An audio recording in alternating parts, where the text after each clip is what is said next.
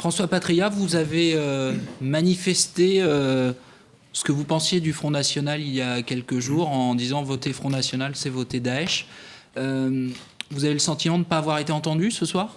Non, ce qu'on peut dire aujourd'hui, parce qu'à cette heure-ci, on sait une chose.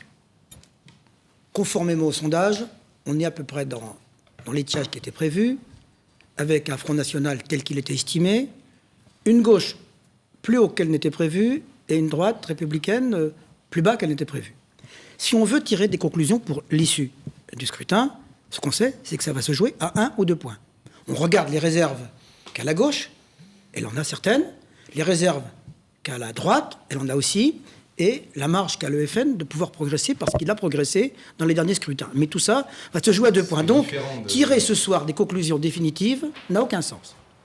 Ensuite, la surcroît de votants. À qui a-t-il profité? Il a profité, bien entendu, au FN. Il y a eu plus de votants, et on voit qu'ils sont allés sur le FN. Il a profité aussi à la gauche. Et malheureusement pour les Républicains, il n'a aujourd'hui pas profité à eux. C'est eux qui sont les premiers perdants. Ils sont les premiers perdants, et chacun doit tirer ce soir les conclusions. Ce qui veut dire qu'avec les sondages tels qu'ils sont donnés aujourd'hui, il y a encore 2 parts d'inconnus. Première part d'inconnus, c'est est-ce que le Front de gauche va faire 5 ou pas 5? Donc est-ce qu'ils sont mobilisés pour le deuxième tour? Il y a 4,7 l'estimation 20 heures. Est-ce que les Europe Écologie Les Verts vont faire 5, se maintenir aussi? Ça, quand on aura les résultats définitifs, ce qu'on dit à cette heure ne sera peut-être pas ce qu'on dira à 23 heures. Pour la droite, à ce sujet. Debout la France, aux alentours de la barrière des 5, ce qui est important tout de même, on voit. Debout la France, il m'apparaît que ce sont des électeurs qui ne sont pas séduits par la droite républicaine classique et qui n'ont pas voulu voter Front National. Alors quel sera au deuxième tour leur vote, on ne sait pas. Même si on a une mobilisation supplémentaire, ce que je souhaite, c'est que face au danger que représente le Front National, et je vais répondre à votre question, la mobilisation soit forte pour les partis républicains, et notamment pour le parti auquel j'appartiens. Pour répondre à votre question sur Daesh, ce que j'ai dit, je n'étais pas le seul à le dire, d'autres l'ont dit, y compris à droite, Christian Estrosi.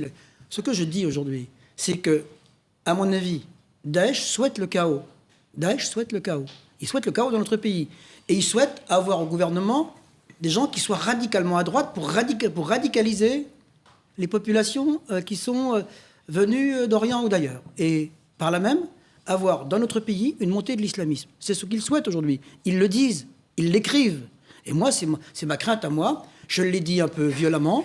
Je l'ai dit aussi autrement à Dijon l'autre jour. J'ai dit qu'aujourd'hui, le meilleur agent électoral pour le FN, c'était Daesh. D'ailleurs, je répète ici ce qu'a dit Marion Maréchal-Le Pen. Elle a dit avec un cynisme inouï, il est vrai que les attentats ont boosté notre campagne, voilà, dynamisé notre campagne. Donc, je ne retire pas ce que j'ai dit.